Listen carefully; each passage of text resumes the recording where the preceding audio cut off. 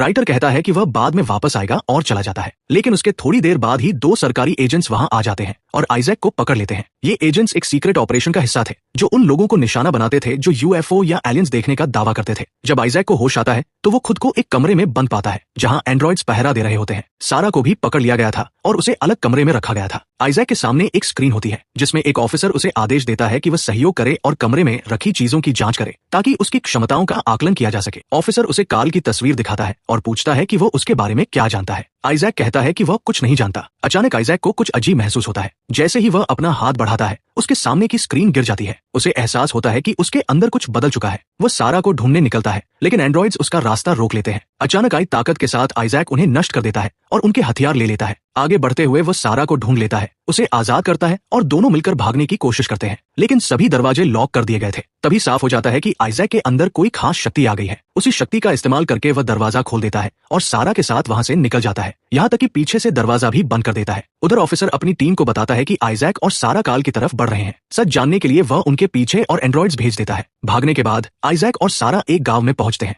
वे एक छोटे से रेस्टोरेंट में शरण लेते हैं। आइजैक सारा से कहता है कि अगर उसे इंटरनेट मिल जाए तो वो काल की लोकेशन ट्रेस कर सकता है। वह एक स्थानीय लड़की से पूछता है कि क्या उसे किसी ऐसे व्यक्ति के बारे में पता है जिसके पास कंप्यूटर या इंटरनेट हो। लड़की उन्हें एक हैकर का पता देती है। उम्मीद के साथ वे हैकर के पास पहुंचते हैं, लेकिन तभी एंड्रॉइड्स फिर से उनका पीछा करते हुए वहां आ जाते हैं और उन्हें फिर से भागना पड़ता है। हैकर एक चौंकाने वाला सच बताता है, जो लोग उनका पीछा कर रहे हैं वे एक सीक्रेट ऑर्गेनाइजेशन से जुड़े हैं जो यूनाइटेड नेशंस के अंदर काम करता है और जमीन के नीचे रहकर सब कुछ मॉनिटर करता है। वह बताता है कि उसे इसके बारे में इसलिए पता है क्योंकि उसने एक बार उनके सिस्टम को हैक किया था। आइजैक तुरंत उससे काल की लोकेशन पता लगाने के लिए कहता है। हैकर अपने लैपटॉप और इंटरनेट की मदद से काल को ट्रेस कर लेता है जो कनाडा में छिपा हुआ था। बिना समय गवाए हैकर एक वीडियो कॉल शुरू करता है। जब काल स्क्रीन पर आता है तो आइजैक उसे पूरी कहानी बताता है, अंतरिक्ष में सिग्नल भेजने से लेकर रहस्यमयी जवाब मिलने तक। आइजैक अभी शक में था और सोच रहा था कि शायद ये सिर्फ एक गड़बड़ी हो सकती है, लेकिन काल इसे गंभीरता से लेता है और उससे ओरिजिनल सैटेलाइट सिग्नल डेटा मांगता है। आइजैक हैकर से कहता है कि वह ये डेटा सीधे नासा के सर्वर से डाउनलोड करे। हैरानी की बात यह थी कि हैकर यह काम आसानी से कर लेता है। वे उस डेटा को काल को भेजते हैं और काल अपने डिवाइस की मदद से उन सिग्नल्स को एक ऑडियो फाइल में बदल देता है।